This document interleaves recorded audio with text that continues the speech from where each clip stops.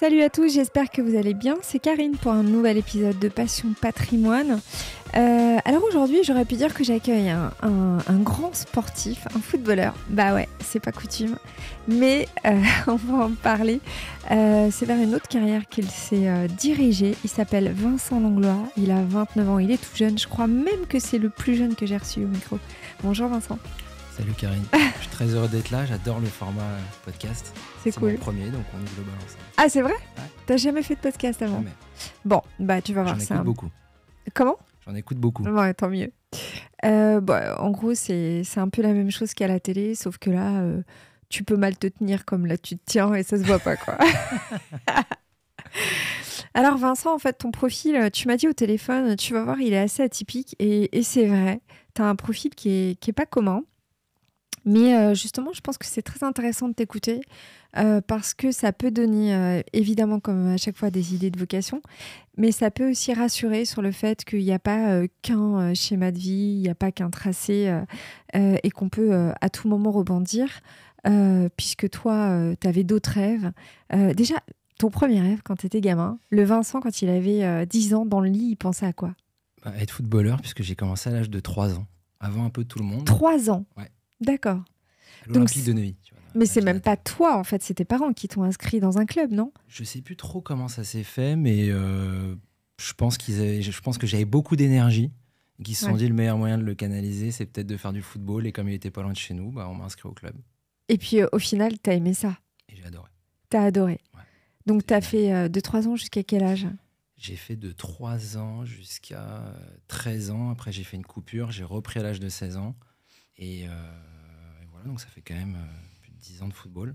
Ouais. Et j'ai intégré très jeune, en fait, un centre de formation qui s'appelle l'INF Clairefontaine, en 2007, qui est le Centre technique national de football. Donc, tu vois, on était dans un milieu assez élitiste du foot. Et c'est vrai que j'ai rapidement eu des performances sur les terrains de banlieue parisienne qui se sont suivis. J'avais eu beaucoup de clubs, tu vois, qui venaient à la maison pour vouloir me proposer beaucoup de contrats, etc. Ah, donc c'est pas une légende. Il y a vraiment des mecs qui viennent, des sélectionneurs, et qui viennent dire « on veut votre fils ». Ouais, des recruteurs même. Des recruteurs. Ils viennent dès l'âge de 11, 12, 13 ans au bord des terrains. T'étais bon à quoi ? Je pense que j'allais plus vite que les autres. J'étais plutôt technique et vraiment à l'aise avec la balle. Et apparemment, j'avais un peu un don, entre guillemets. C'était naturel. Ok, donc 13 ans, qu'est-ce qui se passe ? 13 ans, j'intègre donc Clairefontaine.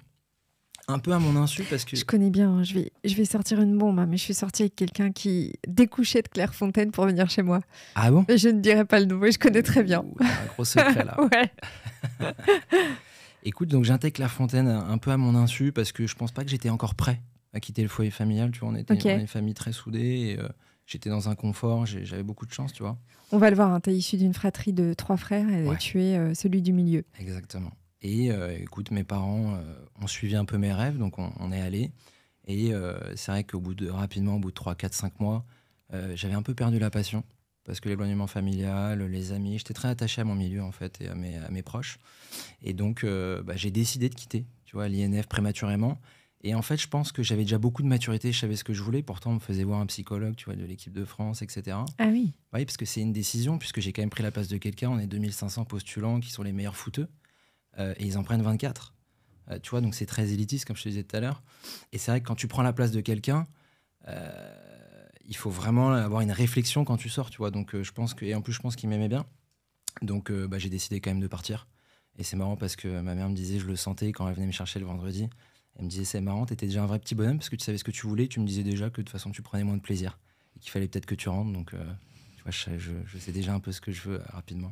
Mais on dit toujours que la place du milieu, c'est la plus difficile parce que c'est la place où on a moins d'attention, on est plus introverti. Est-ce que tu l'as ressenti comme ça, toi aussi ?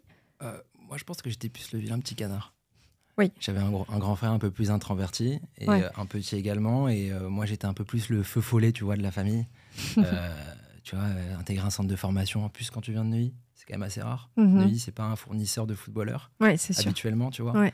Donc j'étais très différent déjà, finalement, dans mon cursus par rapport aux gens qui nous entouraient, même les gens qui entouraient mes parents. et mes frères. On va le voir en plus, hein, tu es issu d'une famille, on comprendra un petit peu plus tard pourquoi tu as choisi cette voie.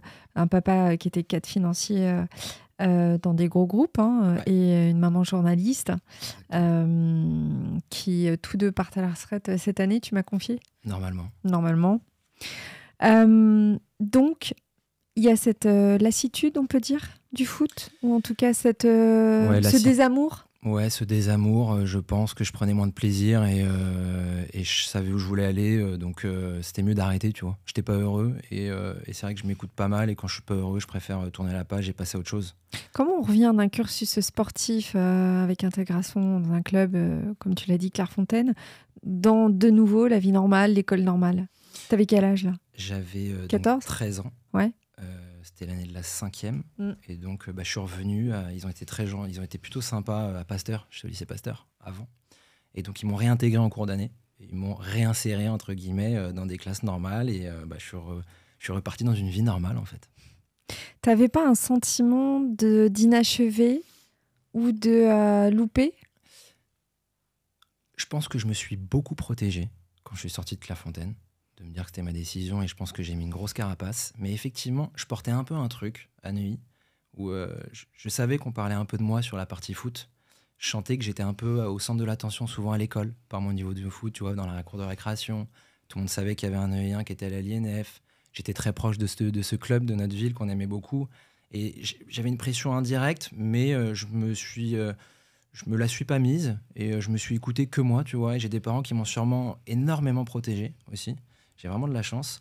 Et c'est plutôt 2-3 ans après, 4 ans après, quand je commençais ma vie active, que mon père m'a dit c'est vrai quand même que je t'aurais bien vu sur les terrains de foot. À un moment donné, je me suis pris au jeu.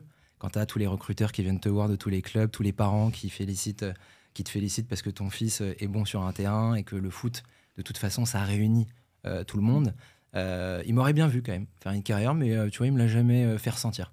Alors je te rejoins là-dessus parce que moi, tu vois, j'ai fait de la danse à l'opéra. Ouais. Je me suis cassé la cheville, donc j'ai pas Ok. pu continuer. Mhm. Et j'ai eu le sentiment pendant toutes ces années de porter un peu ma famille par une espèce d'émulation, de dynamisme, où en fait je rythmais un peu les week-ends, tu vois. Donc toi, j'imagine pareil, les compètes, enfin tout ça, tu vois. Et Ouais. d'un coup, tout s'écroule et on rentre dans une nouvelle ère en fait. Hein. Et ce sentiment-là, moi, en tout cas, je l'ai un peu vécu comme une honte, un peu comme un échec. Tu l'as pas ressenti comme ça, toi? Moi, je pense que je l'ai un peu plus noyé dans, je vais pas dire des excès, mais après, je voyais beaucoup mes amis, je sortais beaucoup, je faisais les petites conneries de jeunes, tu vois, et je les ai fait peut-être un peu avant les autres, parce que j'étais un peu dans l'euphorie, tu vois, d'une rupture entre deux vies, deux mondes.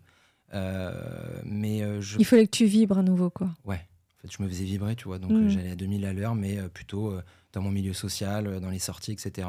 Et je pense que ça m'a occupé un petit peu, quoi. Alors, tu passes quoi comme bac? Bac ES. Bac ES, et après tu fais un... D'ailleurs, le bac ES, tu le passes où? ISGM, c'est ça? Non, je le passe, mon bac ES, tu vois, c'est particulier. Je te disais, à 13 ans, j'arrête le foot pendant 3 ans, et à 16 ans, je me dis, là, ça me rattrape, et je me dis peut-être que je vais retenter quand même, pour voir ce que ça peut donner. Je voulais me rechallenger, je pense, tu vois, parce qu'au bout de 3 ans, je m'embêtais un peu. Et je suis parti à Orléans, qui est un club de 3e division, de national. Et je me suis, excuse-moi du terme, mais pété toute l'année.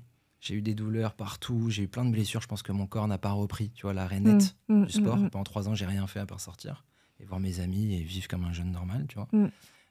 Et donc, j'ai passé mon bac là-bas. J'ai eu mon permis et mon bac là-bas, donc j'en sors aussi avec finalement une réussite.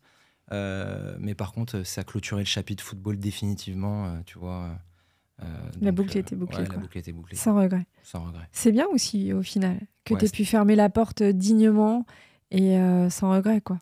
Je suis d'accord avec toi. Elle a été dure à vivre dans l'année parce que je passais d'un statut INF Clairefontaine, 15-20 clubs français qui voulaient me signer à Orléans 3e division, même si c'est un super club et c'est des super personnes. Mais je me sentais pas bon, j'avais plus la même dynamique sur le terrain, j'avais plus les mêmes gestes naturels que j'essayais de retrouver. Et en fait, c'était un ascenseur émotionnel qui a été dur à gérer. Pour tout te dire, j'en ai pas beaucoup parlé aux gens. Je l'ai beaucoup intériorisé. Mais c'est très dur quand tu es un peu glorifié très jeune, toute ta vie, et que d'un coup, tu deviens très lambda, voire un peu en dessous de certains. Mais on en parlera par la suite. Je pense que c'est aussi un catalyseur pour la suite, parce que je me mets une pression positive chaque matin quand je me réveille. Et en fait, je veux toujours être un peu en avance maintenant. Donc, c'est comme un échec, mais qui a été fédérateur et constructeur pour la suite. Ouais, qui t'a construit, c'est évident. Ouais. Donc, tu fais une école de commerce et tu vas vers un MBA, à chaque fois, je suis dyslexique. En gestion. Alors là, je comprends pas trop le revirement. Qu'est-ce qui s'est passé dans ta tête? Alors, j'ai bien compris que tu as eu une révélation lors d'un dîner. Raconte-nous un petit peu. Yes. Écoute, j'ai mon bac, je reviens à Paris. J'ai 18 ans, donc pareil, je m'amuse, hein, on sort toujours avec les copains, etc. Et je me lève un matin, j'ai envie de partir en week-end avec des copains, et donc je demande un peu de sous à mon papa. Je pense que je tirais un peu la corde déjà depuis quelques temps. Et je me suis dit, d'être dépendant de ses parents, c'est pas trop mon truc, malgré qu'il y a les études à côté. Une semaine après, je dîne chez un ami à moi, Julien, à qui j'adresse un coucou d'ailleurs. Je dîne avec lui et sa maman, et je vois, il me parle de son activité. Métier de conseiller en gestion de patrimoine, il fait du courtage. Tu savais ce que c'était ou c'était du chinois? Pas du tout. Ouais, pas du tout. Et il me met des étoiles dans les yeux. Et en plus, je suis à l'école, j'ai plutôt une très bonne relation avec les profs. Tu vois, je suis limite à boire des cafés avec eux. J'ai toujours une super relation humaine avec mes profs, etc. Donc, je m'amusais bien socialement à l'école. Mais en fait, c'était trop abstrait pour moi, les études que j'étais en train de faire. Et en plus, je me disais, est-ce qu'avec mon cursus à l'ISG, je vais vraiment aspirer à ce que je projette dans ma vie en termes d'exigence pour moi? Est-ce que je vais pouvoir atteindre des niveaux, tu vois? C'est une question que je me pose en même temps. Des niveaux financiers? Des niveaux de carrière, tu vois, des niveaux financiers peut-être aussi, mais plutôt de carrière. Et donc, après ce dîner-là, dans ma tête, je me dis, c'est fini pour moi les études. Ça faisait 7 mois que j'avais commencé, tu vois. Je l'annonce à mes parents. Je t'avoue, j'ai plus trop de souvenirs de leur réaction. Peut-être parce que je le filtre. Ouais, t'as évincé. Ouais, mais je pense que ça a un peu secoué la famille, inquiété tout le monde. Je l'ai appris après par les amis de mes parents. Parce que mes frères avaient fait plutôt des bonnes études, ou étaient en train de faire des bonnes études. Mes parents ont fait des belles études. Donc tu vois, l'ADN de la famille, c'est quand même de faire une carrière un peu classique, passer par des grandes écoles, des grandes études, et après d'avoir une carrière, par exemple, dans des grands groupes, etc. Et moi, de stopper net, tu vois, à 18 ans, les études, pour dire j'entreprends dans le courtage et la gestion de pâtes, qui est en plus un métier aussi où, tu vois, il faut un vrai cursus, il y a beaucoup de techniques, c'est une approche complexe. C'est sauter les étapes pour eux. Mais moi, j'ai saisi le challenge et ça a plutôt bien marché pour moi, on y reviendra peut-être. Et après, j'ai passé un MBA pour compléter, tu vois, par la suite, ouais, que j'ai adoré. Alors, c'est vrai que ça peut parler à des gens qui nous écoutent de se dire le qu'en dira-t-on? Qu'est-ce qu'on va penser? Est-ce que tu n'as pas été cloué justement par ce que pourraient dire tes parents, ton père surtout, hein, j'imagine, qui avait une sorte d'aura dans ce milieu-là. Raconte-nous comment est-ce que le lendemain de cette annonce officielle, qu'est-ce que tu as fait en fait? Tu t'es barré direct, t'es pas retourné à l'école? Ouais, en fait, je l'ai annoncé à mes parents. Je crois que d'ailleurs, je l'ai annoncé à l'école une semaine après. Et avril, c'était en avril, début avril, fin avril, c'était fini, quoi. Mais pourquoi c'était si criard? Enfin, je veux dire, pourquoi t'as été obligé d'arrêter du jour au lendemain? Pourquoi t'as pas fini au moins ton année? Quand je décide, j'arrive plus à me maîtriser. Donc t'es très impulsif, quoi. Je suis impulsif, un peu tête brûlée, et quand tu vois, je veux quelque chose et j'ai quelque chose en tête, je vais y aller à fond. Un peu tête baissée d'ailleurs, c'est je pense un de mes défauts aussi. Mais j'étais obnubilé, obsédé par découvrir ce monde, tu vois, qu'on m'avait décrit et que j'avais adoré dans sa description. Et surtout, j'avais l'obsession de l'indépendance. J'étais en train de le réaliser. Je voulais être indépendant. Est-ce qu'on peut revenir sur comment on me l'avait décrit alors? Est-ce que tu as le souvenir de 2-3 adjectifs que ton ami, qui était déjà dans la boîte dans laquelle tu travailles, hein, si je ne m'abuse, t'a parlé pas forcément de la boîte, mais du métier en lui-même? Ouais. C'est une super question.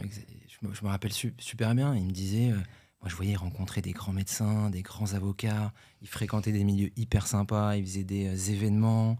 Il faisait du networking à fond. Il rencontrait plein de monde. Il était aussi jeune. Et tu avais l'impression qu'il avait 20 ans de bouteille. Dans l'opérationnel, il adorait son métier, de parler de financier, de fiscal. En plus, ça allie tous les mondes, finalement. Tout est impactant dans le patrimoine. Tout ce qu'on voit en économie, en social, tout ce qu'on voit autour de nous impacte en fait nos décisions et ce qu'on va mettre en place avec nos clients.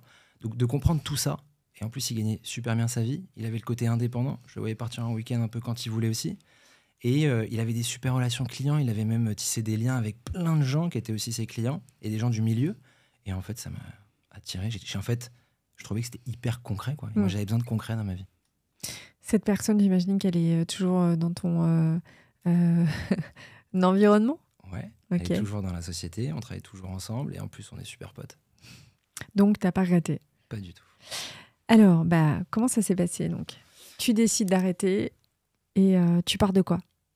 Écoute, je pars de rien. Il y a un stage d'intégration, une formation sur tout l'aspect technique, etc. Mais tu passes un recrutement quand même. Ouais, je passe un recrutement, effectivement, tu as raison. Je passe 2 rendez-vous de recrutement. Ouais. J'étais hyper stressé parce que... t'avais aucune expérience professionnelle surtout. Ouais. Et je te rappelle, j'avais 19 ans. 19 ans, dans un métier très jeune. Qui est assez mature. Ouais. Et je me rappelle, les gens, la moyenne d'âge dans la boîte, c'était 35-36 ans à cette époque-là. Donc je débarque déjà, je vois que des gens qui ont 15 ans de plus que moi. Ouais. Eux me regardent tous un peu bizarre, comme si ça allait être le nouveau stagiaire, tu vois. T'étais recruté pour un CDI, un CDD ou un stage? Non, mandataire. Mandataire. Ouais, mandataire, c'est ce qui me plaisait d'ailleurs. Okay. Ce statut-là, tu vois, déjà, je savais que je voulais un statut comme ça, un peu hybride ou indépendant. Et écoute, premier rendez-vous, ça se passe bien. Deuxième rendez-vous aussi. Je pense que je performe bien. Ils voient que je suis entreprenant, que je suis dynamique, que de toute façon, avec ma personnalité, j'imagine, ils pourront faire quelque chose. Parce que c'est un métier aussi qui s'apprend beaucoup sur le terrain. On est dans du cas pratique, on est dans du concret avec les clients. Et je pense que ça, je l'avais bien cerné. Et donc, je pense qu'ils ont senti en moi qu'ils allaient bien apprendre le métier.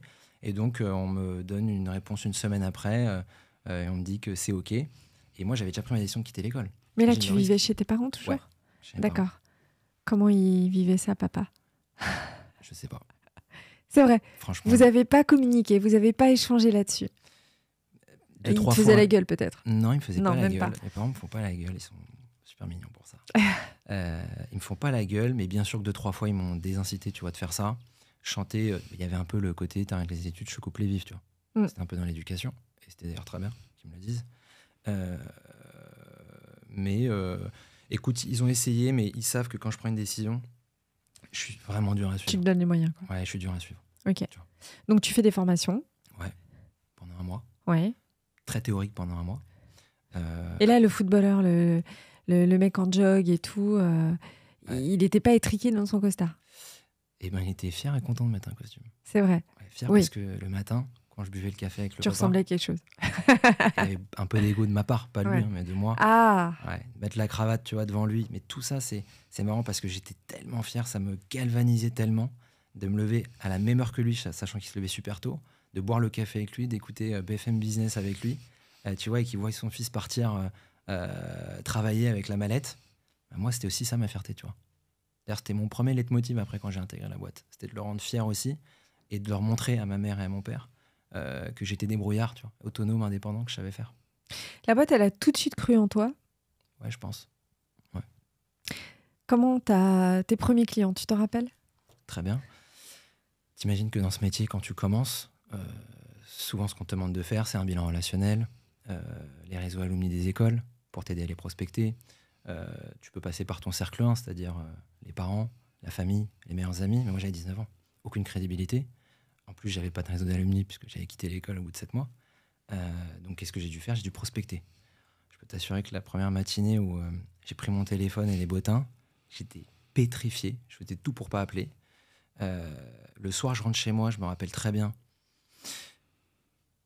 J'étais apeuré. Mais en même temps, j'ai quelque chose en moi, j'ai une genre de phobie, tu vois, de ressentir des ondes négatives en moi. Et donc, j'essaye de les extraire au maximum. Ce qui a fait que le lendemain, je suis arrivé. Et je pense que j'apprends de mes échecs systématiques, même quand ils sont à très court terme. Et là, j'ai pris 4-5 rendez-vous sur les bottins, tu vois, avec des professions médicales, tu vois, donc des médecins spé. Je me voyais déjà à 19 ans avec ma mallette partir dans des cliniques privées et aller essayer de pouvoir capter, tu vois, un prospect, de le convertir en client, quoi. T'étais plus sur des particuliers ou des entreprises?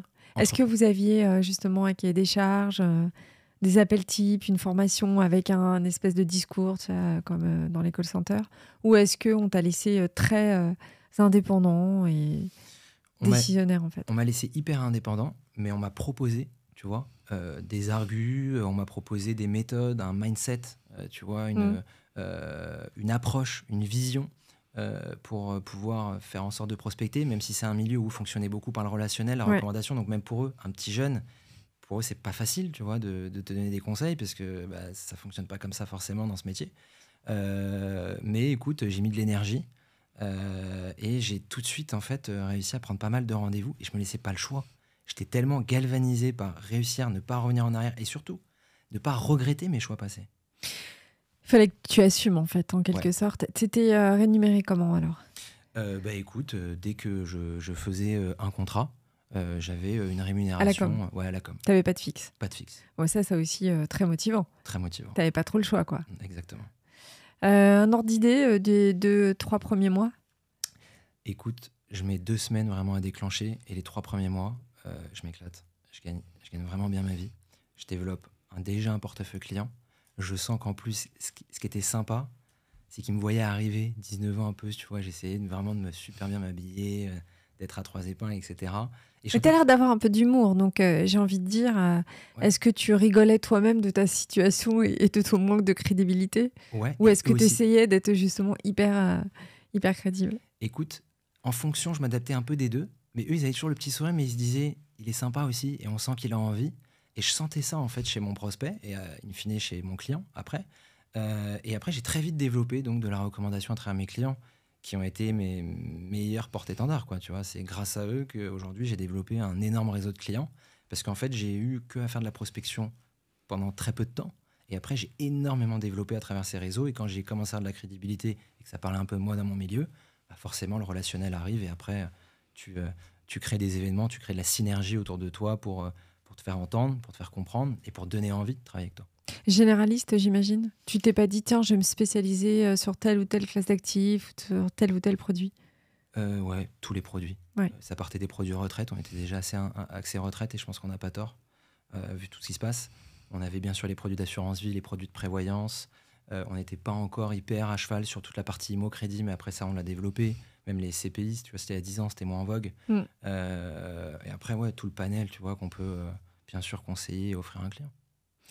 C'est pas commun un profil comme le tien, parce que moi, c'est vrai que j'ai souvent à mon micro quand même des gens qui ont passé plusieurs diplômes, qui ont même plusieurs masters, et qui ont, sincèrement, je crois que les 3/4 ont une expérience en banque privée.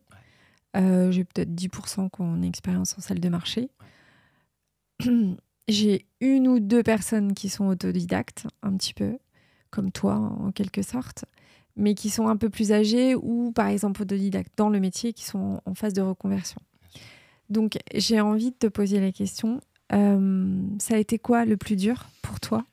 Parce que maintenant, à presque 30 ans, je veux dire, tu sais tes revers, en fait. Tu sais ce qui t'a donné le plus de soucis. Et qu'est-ce qui, au final, a été plus simple par rapport à ton caractère, mais aussi tout simplement par rapport au fait que tu n'avais pas un lourd passif dans une banque privée avec des process, un truc un peu, tu vois, sclérosé, quoi. Écoute, moi je suis hyper décomplexé avec ça. Je pense que le métier de CGP, mais en général, c'est fort. C'est bien sûr, et c'est pas pour décrédibiliser des diplômes, etc., il y en a plein exceptionnels, mais je pense que c'est un métier de terrain. Et moi, la faculté, je pense la force que j'avais, c'est que je faisais entre 20 et 30 rendez-vous par semaine. Donc des cas, j'en avais énormément. Me mettre sur les BOFIP, sur les vadémécum du patrimoine, tu vois, tu parlais d'autodidacte. Mm. S'auto-former aussi. J'avais plein de modules de formation. Donc en fait, j'essayais de faire plus que tout le monde pour être bon rapidement. Je voulais me mettre la pression. Je voulais être aussi le meilleur dans mon métier. Je voulais délivrer quelque chose de très qualitatif, tu vois, à mon prospect ou à mon client. J'avais un souci aussi de comment on me percevait. Donc si je voulais qu'on me perçoive plutôt bien et qu'on me recommande, fallait que je fasse le boulot, tu vois. Donc j'ai jamais pensé à ça en fait. On me l'a pas fait ressentir. J'ai sûrement eu de la chance. C'est-à-dire que tu t'auto-formais, les réglementations, tout ça, c'est pas lourd pour toi? C'était lourd, Ouais. parce qu'il y en a, il y a de la formation continue. Mm. Ce qui est bien, c'est qu'on me donnait accès à de la formation continue ultra quali, que ce soit en physique ou aussi en digital à distance. Tu parles de ta société, là. Ouais, qui me donnait tous ces outils-là, qui étaient vraiment, je pense, on était déjà très pionniers, tu vois, en la matière. Et donc j'avais un accès à l'information et à la formation qui était génial. Et moi, j'essayais de boire tout ça, tu vois, et de m'exercer. J'avais plein de gens quand je voulais m'exercer ou quand je devais me faire examiner, etc., qui étaient à ma disposition. Donc ça, c'est hyper cool, tu vois. C'est quoi le profil de tes clients maintenant, Vincent? Profil de mes clients, j'aime beaucoup les chefs d'entreprise. Je pense qu'on a une fibre humaine aussi, tu vois, d'entrepreneuriat, On partage pas mal de choses sur un peu notre personnalité. Donc, c'est des gens avec qui je fit hyper bien. J'ai pas mal de cadres, de grands groupes cotés aussi. Et après, des métiers libéraux. J'ai beaucoup de clients notaires, médecins, avocats. Tu vois aussi. C'est des métiers que j'aime beaucoup, avec qui j'aime beaucoup travailler. Et parce qu'on a des plannings un peu similaires, donc on peut se voir, tu vois, dans des endroits, au restaurant. On a aussi entre deux clients, tu vois. Donc on arrive à piloter en fait nos agendas. Et après, ce que j'aime beaucoup avec eux, c'est qu'ils sont sensibles au service. Et je vais te dire, je pense qu'on a beaucoup on parle de formation, on parle de master, on parle de plein de choses. Moi, j'ai toujours dit à mon client que mon 06 Pro, c'est mon 06 perso. Et qu'il m'envoie un WhatsApp un dimanche matin à 11h ou à 23h, je réponds. Et j'ai un service de proximité qui est total. Et j'aurai des anecdotes à te donner. Mais je suis complètement concerné par mon client. Et je pense que ça aussi, quand tu es sur du client patrimonial, du client privé, d'être accessible, d'être proche de ton client, je pense que c'est aussi c'est une très grande partie du boulot. Quel statut tu as aujourd'hui alors ? Aujourd'hui, j'ai commencé auto-entrepreneur. Ouais. Je suis passé en libéral parce que j'ai déplacé les plafonds de rémunération. Et je me suis mis après en SASU, en SAS unipersonnel. Et voilà. Et pourquoi tu as fait ce choix ? L'auto-entrepreneur, parce que je trouvais ça génial. Je bénéficiais de l'ACRE. Je trouve que c'est un statut qui est révolutionnaire pour entreprendre quand tu sais. Est-ce que tu sais pas trop ce que tu vas, tu vois, devenir ? Est-ce que tu peux expliquer justement pour ceux qui se posent la question là ? Oui, bien sûr. L'auto-entrepreneur, tu peux... Ici, excuse-moi. L'auto-entrepreneur, c'est vraiment, tu peux t'inscrire sur un portail internet en 10 minutes, en 3 semaines, c'est bouclé, tu vois. C'est en fait une déclaration forfaitaire où tu as les impôts et charges sociales comprises. Et en fonction de si tu bénéficies de l'ACRE et en fonction de l'activité que tu fais, tu es grosso modo imposé globalement entre 8 et 22%, jusqu'à à peu près 70 000 euros. Donc, quand tu regardes la fiscalité aujourd'hui en France, française, socialement parlant, et au niveau de l'impôt, c'est quelque chose qui est très extraordinaire. Et très clair en plus, très facile à déclarer. Ok. Donc ça, c'est ton statut. C'est quoi les prérequis ? Il y en a ou pas pour bénéficier de ça ? Ouais, alors dans nos métiers aussi, il y a un extrait de casier judiciaire.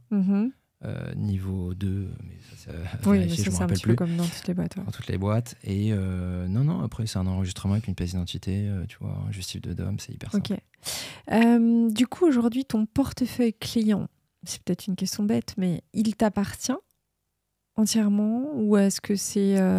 Ouais. Ok. Je travaille avec depuis, tu vois, 2013-2014. Ok. Et j'ai pas mal de clients. Et un peu dans toute la France, d'ailleurs, aussi. Parce que j'aime bien naviguer un peu en toute la France. Et comme la boîte a des agences partout, ça me permet aussi de me connecter avec plein de collaborateurs. Très important, le réseau. On ne cesse de le dire à ce micro, c'est hyper important. Comment tu le valorises, ton portefeuille client ? C'est-à-dire, comment est-ce que tu gères est-ce que tu as en plus de tes rendez-vous ponctuels ou parce qu'il y a un besoin, est-ce que tu fais une petite retour enquête de satisfaction ? Est-ce que tu fais un point par trimestre ? Comment est-ce que tu gères tout ça ? Les clients, je mets un point d'honneur quand on se voit. Ce que j'aime souvent faire, c'est mettre des rendez-vous avec dans l'agenda. Qu'on se mette déjà 3-4 rendez-vous sur l'année. Après, qu'on les fasse ou pas en fonction des disponibilités de chacun, mais surtout 2, parce que moi, je suis à leur disposition. C'est déjà qu'on puisse se voir 2 à 3 à 4 fois dans l'année pour faire des points. Parce que quand tu commences à avoir... Alors, je gère tous mes clients de la même manière, qu'ils aient 100 000 euros de patrimoine ou 5 ou 10 millions d'euros de patrimoine. Je mets la même énergie. Après, forcément... Donc, c'est-à-dire que pour travailler avec toi, Vincent, il faut avoir un ticket d'entrée de 5 millions de patrimoine. Non, puisque j'ai aussi des clients, tu vois, qui au début de leur carrière, un premier CDI, tu vois, ce que j'en ai en recommandation dans mon réseau, ou un entrepreneur qui commence à s'intéresser, tu vois, à la construction de son patrimoine, il peut commencer avec une épargne programmée, un petit capital de départ de 5-10 000 euros à me confier. Il a peut-être une petite thématique aussi de protection sociale, tu vois, du dirigeant, ou quelque chose comme ça. Et on peut commencer petit, tu vois. J'ai pas des prétentions de me dire que je commence forcément avec quelqu'un... Tu cibles pas forcément, quoi, en fait. Pas du tout.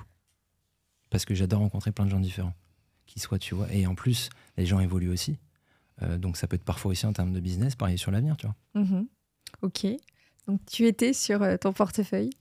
Ouais. Donc tu dis que tu programmes déjà, tu planifies des rendez-vous annuels. Ouais, je planifie des rendez-vous annuels. On fait des points assez réguliers avec les clients parce que avec tout ce qui se passe en plus, tu vois, économiquement parlant et in fine sur forcément leur placement, etc. Je pense qu'il faut être quand même très à cheval sur le suivi du client. peut y avoir des arbitrages à faire, il peut y avoir des changements de projet, il faut être réactif. Donc le suivi pour moi il est essentiel. Proximité et bien entendu le suivi derrière.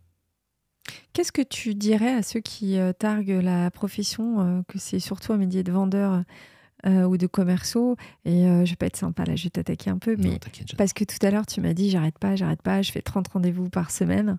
À mes débuts. Ah, voilà. Donc justement, c'est quoi qui t'a fait évoluer? Tu t'es dit que au début c'était du chiffre parce qu'il fallait que tu te constitues une base. En fait, ce que je voulais, c'était me construire un portefeuille pour après bien le travailler. Donc de toute façon, quand tu es en conquête comme je l'étais à mon âge, et que tu n'as pas de réseau, que tu n'as pas vraiment de temps en plus, je me disais, voilà, il faut que je me fasse une bonne base de clients. Une fois que j'ai une bonne base, je vais développer énormément avec eux et je vais dédier tout mon temps pour eux. Donc effectivement, aujourd'hui, je fais moins de rendez-vous, tu vois, parce que ça me prend aussi plus de temps de préparer mes rendez-vous. Et pour revenir sur ce que tu dis, sur la vision qu'on peut avoir des CGP et des courtiers, quand je vois les pays anglo-saxons, je crois par exemple l'Angleterre, 50, 60, 70% des Anglais ont déjà traité avec un CGP ou un courtier. En France, je crois qu'on était à 15 ou 17%. Ouais. Je me dis déjà, il y a un avenir radieux pour notre métier. Il est en vogue. Tu fais bien d'ailleurs d'avoir créé un podcast pour ce métier parce que moi, je suis hyper démarché dans les milieux aujourd'hui pour faire notre métier. Alors, je pense qu'ils ne le savent pas assez vite que ce métier existe parce que les écoles, on est sur des cursus très précis. Mais nous, on est en train de le décloisonner aussi parce qu'on commence à intervenir énormément dans plein d'écoles. Mais je pense que c'est un métier exceptionnel et je pense que c'est le métier qui a le sens du client parce que le client est central dans le quotidien et dans la vie du CGP. Et ça, c'est une énorme différence. Alors, on ne peut pas faire les métiers de compte courant, tu vois, de banque commerciale classique, mais je pense qu'en termes de conseils, les relations, le niveau de relation qu'on a avec les clients est exceptionnel. Oui, parce qu'il y a un certain grade d'intimité aussi. Énorme. Tu rentres dans la vie des gens, ils se confient, ils ont confiance en toi. Est-ce que ton côté propre sur toi, Neuilly, fils à papa, a aidé ou au contraire a été parfois dans certains rendez-vous plus compliqué? En même temps, j'ai envie de te dire que tu as les clients qui te ressemblent et c'est ce que tu voulais atteindre aussi. Hein. Tu as cité des médecins, des avocats, donc c'est ce qui devait graviter, j'imagine, dans ton enfance, dans ton milieu.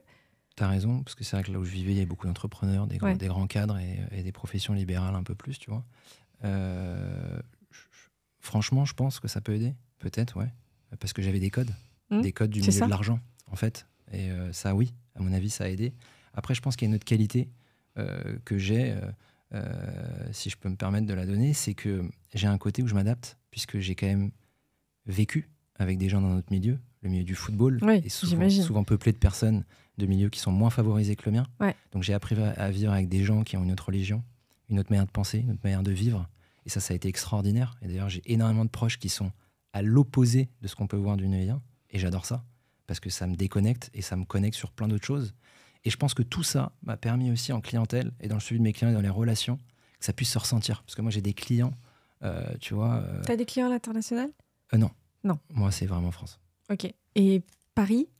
Ou non, ça peut aller plus loin.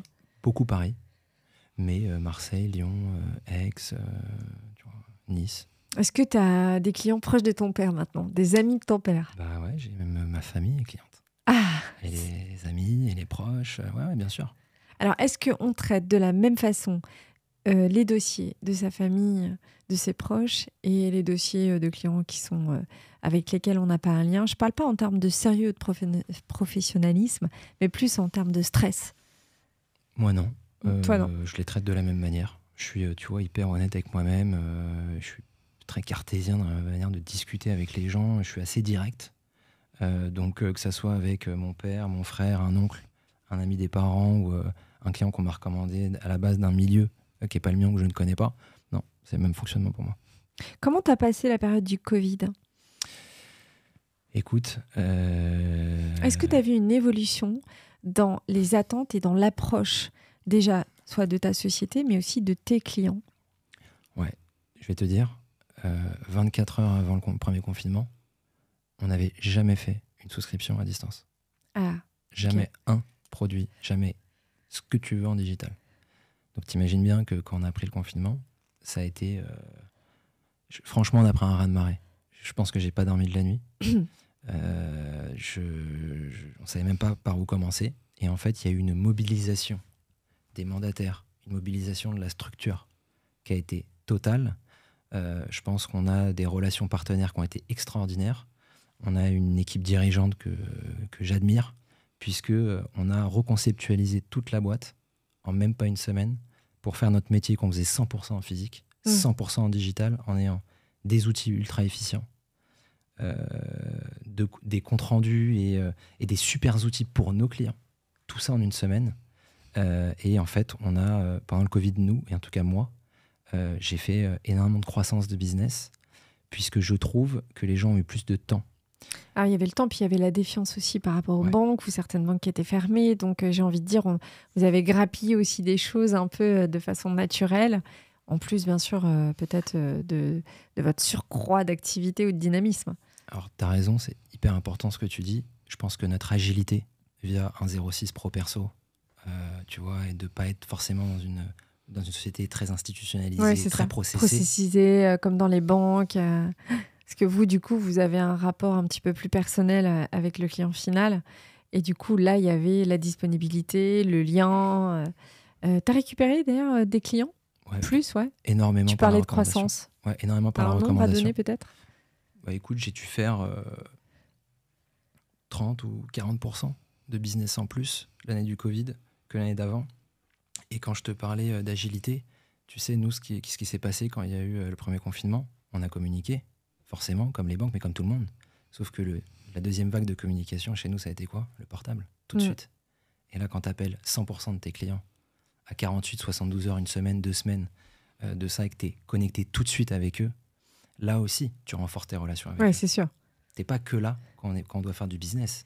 Et puis tu la renforces aussi parce que toi aussi, tu es dans une espèce de sidération propre, en fait, puisque c'est pas comme si toi, tu avais déjà connu 10 Covid et que tu l'expliquais à tes clients. C'est que tu vis la même chose qu'eux. Et donc, en gros, si tu veux, tu as marché à tâtons avec eux, non, en quelque sorte. Complètement. Donc, tu vois, moi, j'étais hyper transparent. Je ne savais pas comment répondre. Est-ce que vous avez eu une orientation ou une réorientation de certains de vos produits ? Est-ce que tu as plus bossé que d'habitude, justement, concrètement, d'un point de vue technique, sur des trucs à détricoter, des nouvelles classes d'actifs à proposer, des assurances vie peut-être à remanier ? Tu as eu tout ça, j'imagine, à anticiper et à faire ? Énormément de back-office. Ouais. Bah ouais, c'est ça. Énormément de back-office. Les arbitrages, parce que parfois, il faut changer de stratégie ou pas, en fonction des sous-jacents qu'il a déjà dans ses produits, parce que il faut pas matérialiser une perte tout de suite. Puis il y avait l'euro aussi qui était très complexe dans les assurances vie. Donc tu te rappelles de cette période comme une période de stress ? Stress, mais très formateur. Je trouve qu'on s'est énormément serré les pouces entre mandataires. On s'est appelé, on se donnait plein de tips, plein de conseils. Tout ça a resserré aussi des liens, tu vois, entre mandataires, entre collègues, etc. Donc ça a été 1 ou 2 semaines de stress. Et je t'avoue, par contre, pendant les 3 mois, moi j'ai travaillé de 8h à 21h, du lundi au samedi, et même le dimanche, on faisait des visios. Moi, j'étais en Normandie, j'ai eu la chance de vivre en Normandie avec ma femme. Et en fait, on savait même plus quel jour on était. Je savais même plus quand je faisais mes rendez-vous. Ouais, t'avais perdu la notion de... Toute notion de temps. Ouais. Déjà, on le perdait de par le Covid, par le confinement. Et en plus, quand tu rajoutes à cela, tu vois, tu dois répondre à tous les clients. En fait, tu sais plus où, tu sais plus les jours, quoi. Alors, il y a eu la crise de la pandémie et du Covid. Après, il y a eu, bien sûr, la crise, les conflits de tout ce qui s'est passé l'année dernière, enfin cette année encore.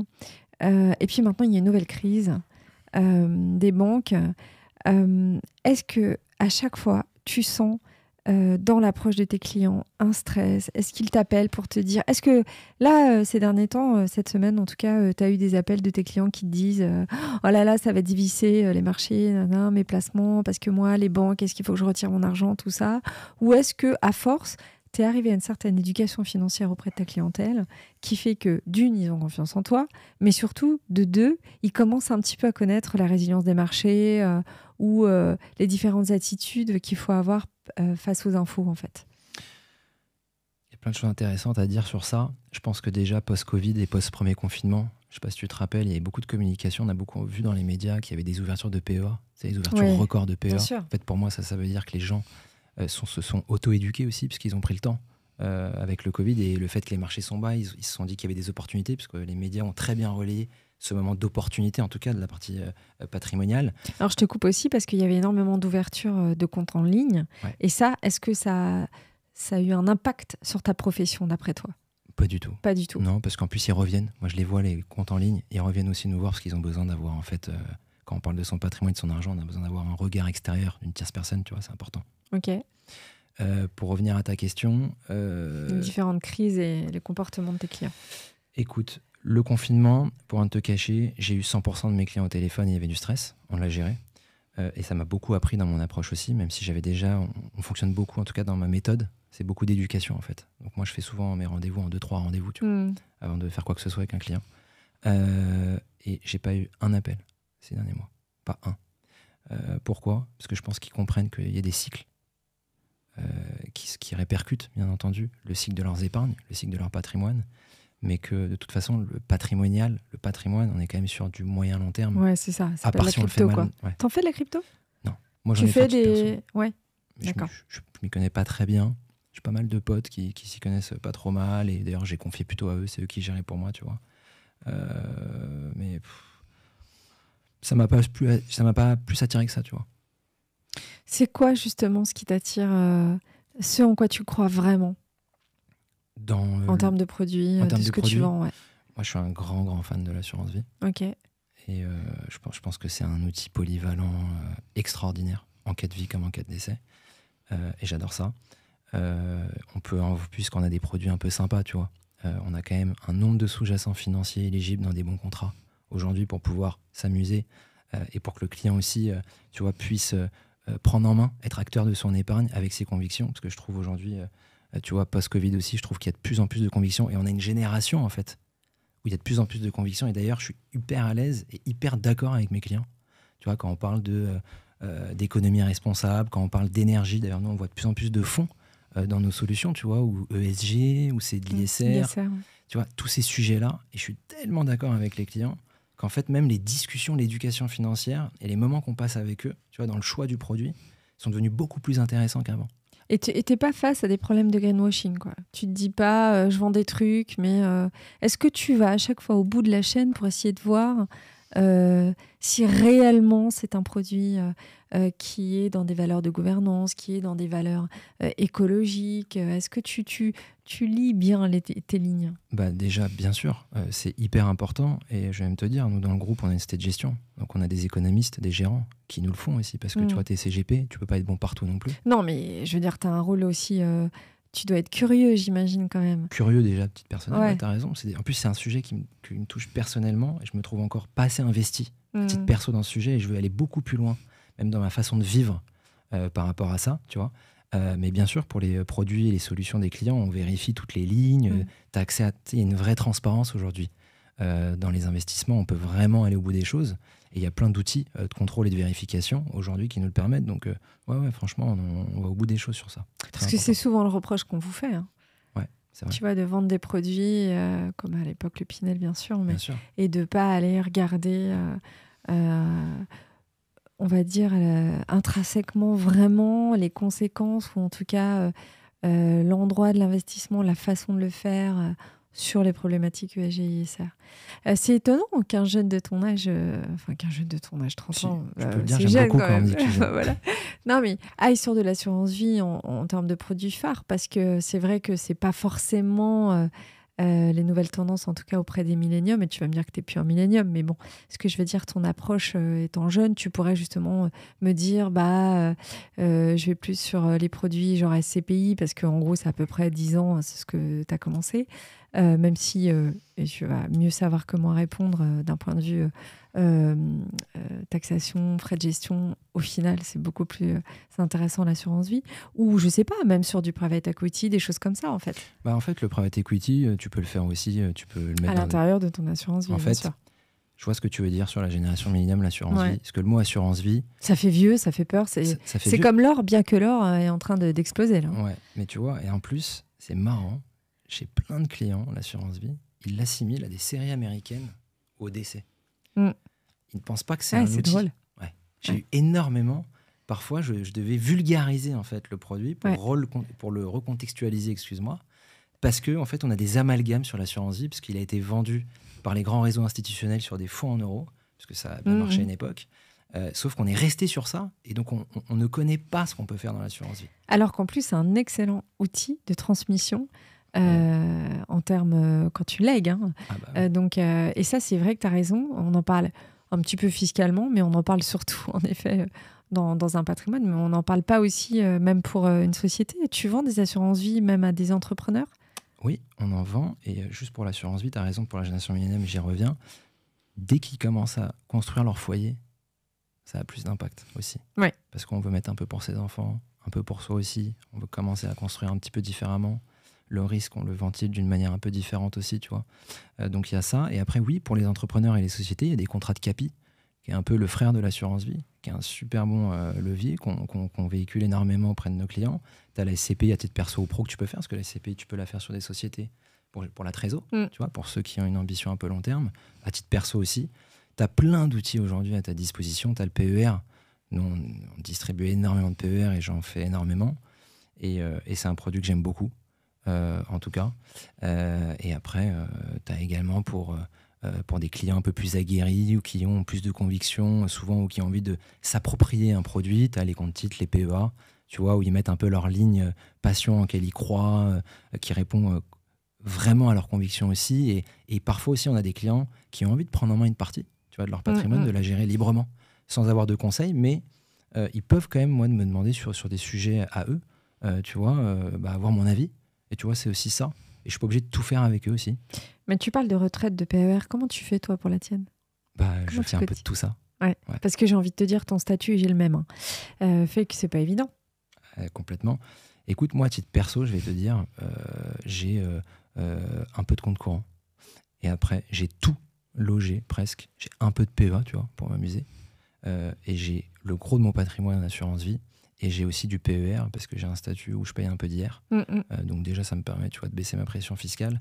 Et en plus, c'est un capital où je me dis, c'est pour plus tard, tu vois. Je l'ai mis de côté, j'y pense plus.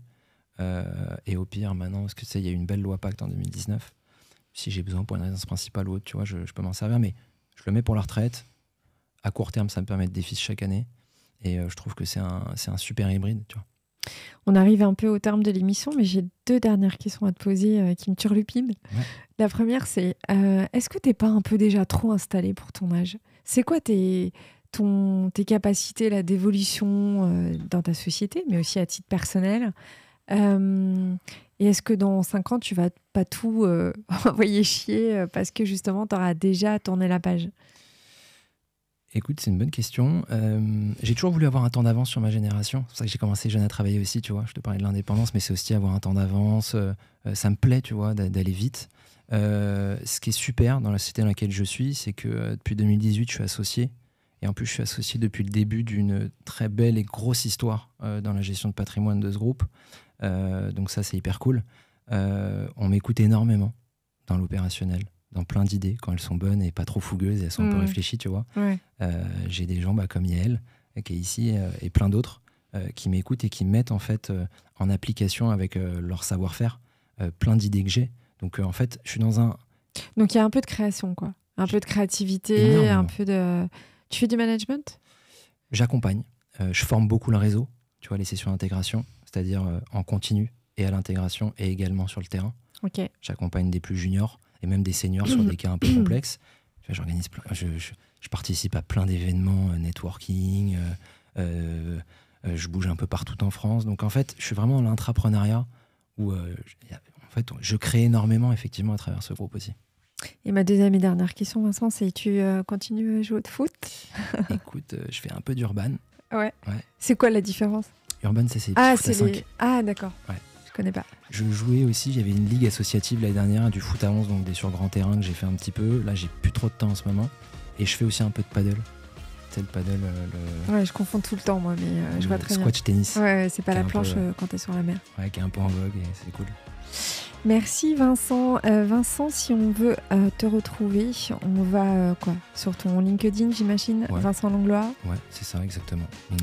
LinkedIn. Et est-ce que tu es actif sur les réseaux? Écoute, c'est cyclique. Parfois, ouais, sur LinkedIn, j'ai eu des périodes où je communique pas mal, tu vois, 1 à 2 fois par semaine. Mais sinon, je suis pas le plus actif. Mais ta société l'est apparemment. Et la société, ouais, le groupe, on est très très actif dans le milieu. Ok. Merci Vincent pour avoir été avec nous aujourd'hui dans Passion Patrimoine. Merci à toi, c'était cool. Donc à vous, je vous dis à très bientôt pour un nouvel épisode. Ciao ciao.